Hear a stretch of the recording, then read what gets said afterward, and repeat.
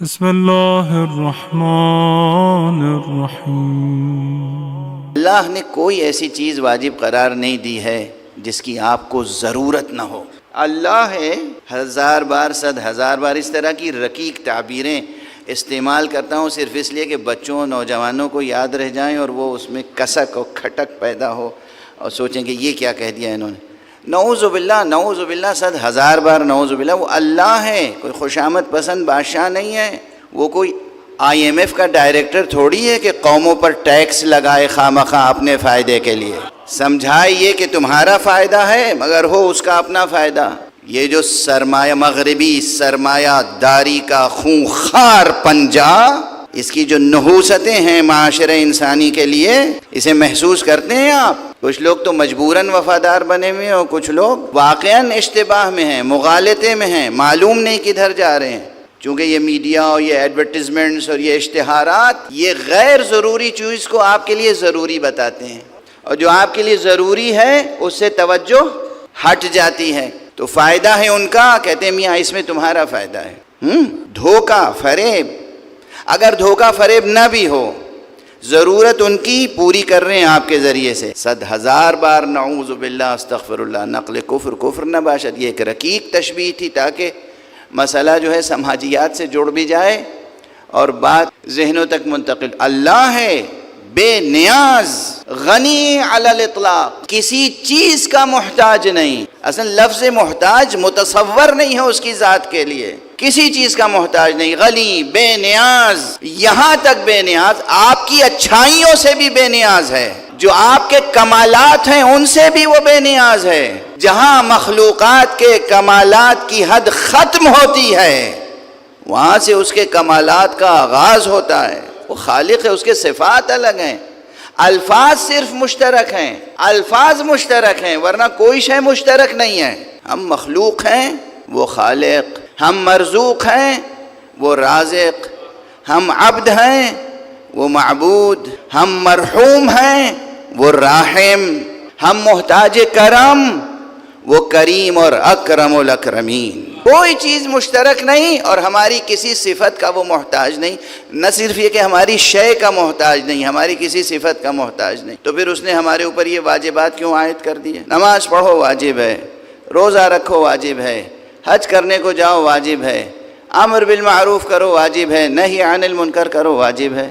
یہ سب ہماری اپنی ضرورتیں ہیں۔ یہ بالکل ایسا ہی ہے، اب مثال ہی دیتا رہوں۔ چھوٹا بچہ وہ جانتے ہی نہیں اس کے لیے کیا بہتر ہے کیا بہتر نہیں ہے، اور جب وہ اسکول جاتا ہے تو اسکول والے بہت سی چیزیں کہتے ہیں کہ یہ ضرور کر کے آنا ہو، یہ ضرور کر کے آنا ہو، یہ ضرور کر کے آنا ہو، ایسا لباس پہننا اور ایسی شرٹ پہننا اور ایسی پینٹ پہننا اور ایسی بیلٹ لگانا اور ایسا ایک ایک چیز۔ اور اسی طرح ماں باپ کی طرف سے الگ اس بچے کے اوپر تاکید ہوتی ہے یہ کرو یہ نہ کرو، حالانکہ ماں باپ کو کچھ نہیں اس سے حاصل ہے۔ جو کرے گا اس سے بچے کی تربیت ہوگی، بچے کا فائدہ ہوگا، بچے کا مستقبل روشن ہوگا، بچے کی شخصیت مضبوط ہوگی۔ اب یہ مثال ادھوری ہے، کوئی مثال اللہ کی شان میں پوری نہیں اترتی مخلوقات کی، چونکہ اب وہ زمانہ گیا جب تعلیم جو تھی عبادت سمجھ کے دی جاتی تھی، اب تو تعلیم تجارت ہو گئی ہے۔ تو اب ہم نہیں کہہ سکتے کہ اسکول والوں کا کوئی فائدہ نہیں ہے اس لیے کہ وہ بڑی لمبی لمبی فیس لیتے ہیں، لیکن بہرحال اگر اس نقطے اس ایک پہلو کو نظر انداز کر دیں تو جو کچھ ایک معلم، ایک استاد بچے پر، طالب علم پر، اسٹوڈنٹ پر لازمی قرار دیتا ہے یا والدین لازمی قرار دیتے ہیں، کس کے لیے؟ فائدہ کس کا ہے؟ بچے کا فائدہ۔ اللہ سبحانہ و تعالیٰ نے جو کچھ فرائض ہم پہ واجب قرار دیے ہیں، فائدہ کس کا ہے؟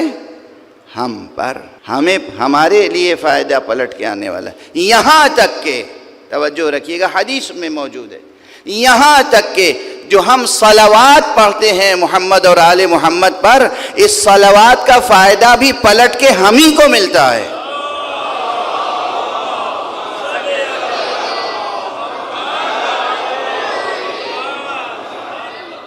ورنہ ہم کیا، ہماری حیثیت کیا، ہماری زبان کیا، ہم خدا سے دعا کریں گے کہ یا اللہ مصطفیٰ اور اہل بیت مصطفیٰ پہ رحمت نازل کر، وہ مصطفیٰ اور اہل بیت مصطفیٰ جو خود کائنات رحمت پروردگار، جو خود خلق عظیم پر فائز ہیں اور جو خود رحمت عالمین ہیں۔ وما ارسلناک الا رحمتا للعالمین، ہم نے آپ کو نہیں بھیجا مگر عالمین کے لیے رحمت بنا کر۔ جو خود کائنات رحمت پروردگار ہوں ان پر رحمت کی دعا ہم کریں گے۔ مگر کیوں یہ واجب ہے؟ واجب ہے، مستحب نہیں ہے۔ صرف اسے مستحب نہ سمجھیے گا، واجب ہے، واجب ہے۔ کم سے کم زندگی میں ایک بار کہنا تو واجب ہے ہی۔ سعادت مند ہیں وہ جو ہر روز کہیں، سعادت مند ہیں وہ جو ہر نماز میں کہیں۔ حدیث ہے، پوچھا گیا کہ ہم حدیث صحیح، یوں تو صلوات کے بہت سے فائدے ہیں مگر ایک فائدہ بیان کر کے آگے بڑھوں، اور یہ وہ حدیث ہے جسے میں پورے وثوق سے کہہ رہا ہوں۔ ان لوگوں نے بھی نقل کیا ہے صحیح سند کے ساتھ جن کے دل میں رسول کی محبت نہیں ہے، اس کے دلائل ہیں میرے پاس۔ ان لوگوں نے بھی نقل کیا ہے جو رسول پر صلوات بھیجنا نہیں چاہتے، گوارا نہیں ہے انہیں، ابھی 1400 برس گزر جانے کے بعد بھی اب بھی ایسے لوگ موجود ہیں۔ ہم تو نماز میں مکمل ہی نہیں ہوتی نماز جب کہ تشہد میں کم سے کم صلوات نہ پڑھیں، لیکن ایسے لوگ ہیں جو نماز کے تشہد میں صلوات نہیں پڑھتے۔ ابھی روئے زمین پر ایسا گروہ موجود ہے۔ میری خود ملاقات ہوئی، میری گفتگو ہوئی، سمجھے میرا مناظرہ ہوا ان سے کہ تشہد میں آپ حضور کا نام لیتے ہیں مگر صلوات نہیں پڑھتے۔ کہ ہاں ہم صلوات نہیں ضروری سمجھتے، ہم واجب نہیں سمجھتے نماز میں صلوات۔ ان لوگوں نے بھی یہ حدیث ضرور نقل کی ہے۔ ہائے کیسی پستی سی پستی ہے، کیسی محرومی سی محرومی ہے، اچھائی کو اچھائی سمجھتے ہوئے بھی نہ کر پانا، اچھائی کو اچھائی سمجھتے ہوئے بھی نہ کر پانا، یہ نفسیات نہ پیدا ہو گئی۔ تو وہ جانتے ہیں، انہوں نے حدیث، یہ صحیح سند ان کی کتابوں میں بھی ہے کہ حضور نے فرمایا جو مجھ پر ایک بار صلوات بھیجتا ہے اللہ اس پر 10 رحمتیں نازل فرماتا ہے۔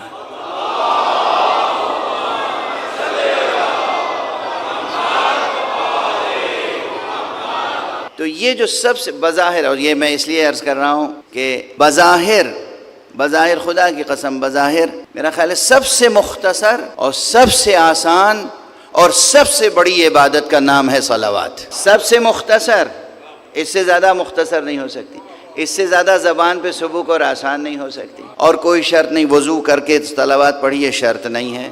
یوں باوضو ہمیشہ رہیں بہت اچھی بات ہے، لیکن وضو نہیں ہے تب بھی آپ صلوات پڑھ سکتے ہیں۔ بلکہ ایک شگفتہ سی روایت ہے، اجازت ہو تو پڑھ دوں آپ کے ساتھ۔ ایک صلوات پڑھیے محمد۔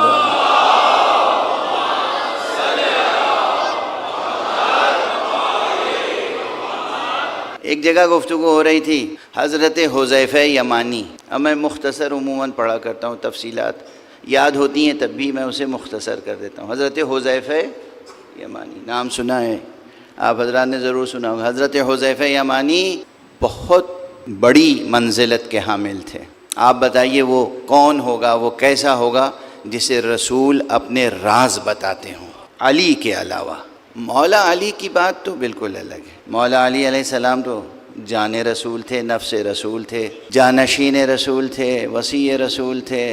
اچھا سچ میں یہ بتائیے، یہ جو لفظیں ابھی میں نے استعمال کی یہ کوئی پہلی بار استعمال کی؟ کروڑوں بار سن چکے ہیں آپ۔ کیا اس میں تاثیر ہے کہ جب کوئی بھی دہراتا ہے تو دل کھل اٹھتا ہے؟ علی جان رسول تھے، علی نفس، کتنی بار سنا ہے آپ نے، شاعروں سے، ذاکروں سے، عالموں سے، خود آپ نے نہ جانے بار کتنی بار دہرایا ہوگا۔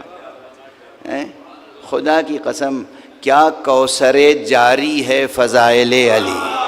لوگ جیتے ہیں اس ہوس میں، اس حرص میں، اس حب میں، اس خواہش میں، اس تمنا، اس آرزو میں کہ جنت میں جائیں گے تو نہر عسل سے دہن کو شیریں کریں گے، کوثر کا پانی پئیں گے، نہر لبن سے محظوظ ہوں گے۔ ہمارے لیے تو ذکر علی کوثر بھی ہے، نہر لبن بھی ہے، نہر عسل بھی ہے۔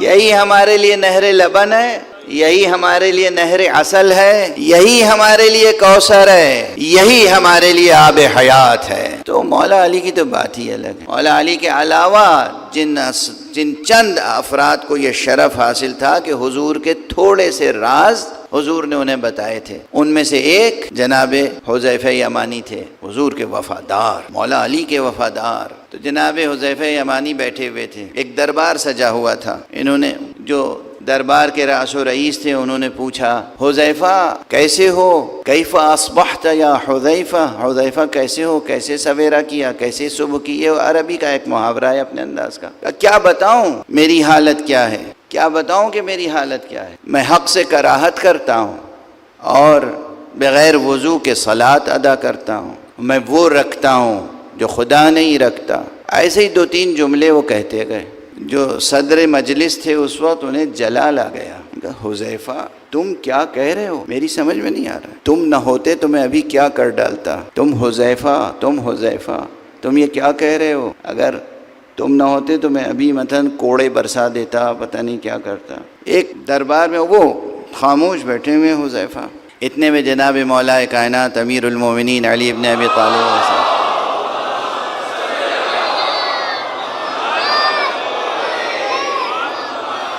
تشریف لے آئے۔ کہا کیا ہوا بھائی، کیا بات ہو رہی ہے؟ کہا یا ابا الحسن ذرا دیکھیے حذیفہ کو، کفر بک رہے ہیں۔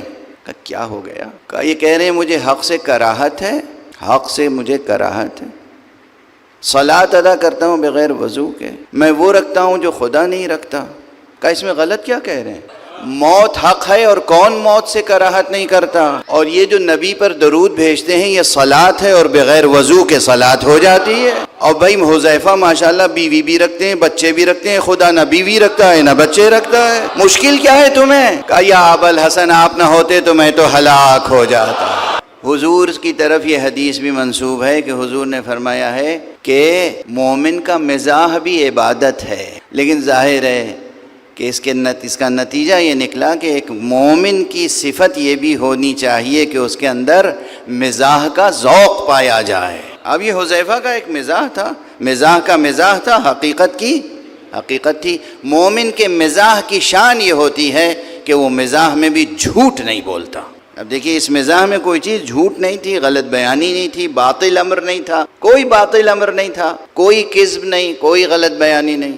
بہرحال بات یہاں تک پہنچی تھی صرف ایک بات کے لیے کہ صلاۃ، درود بھیجنا محمد اور آل محمد پر، یہ نہ اس کے لیے وضو شرط ہے، نہ یہ سنگین ہے، بہت مختصر ہے، مگر سب سے عظیم عبادت اس لیے ہے کہ اگر یہ نماز میں نہ ہو تو نماز قبول نہیں ہے۔ جو لوگ نہیں پڑھتے نماز میں وہ جانے اور خدا جانے، ہمیں یہ معلوم ہے کہ اگر ہم نماز میں درود مصطفیٰ پہ نہیں پڑھیں گے ہماری نماز اس قابل نہیں ہوگی کہ فرشتے اس کی طرف توجہ کریں۔ اور پھر یہ وہ عبادت ہے جس کے لیے اللہ نے فرمایا ان اللہ وملائکتہ یصلون علی النبی یا ایھا الذین آمنوا صلوا علیہ وسلموا تسلیما۔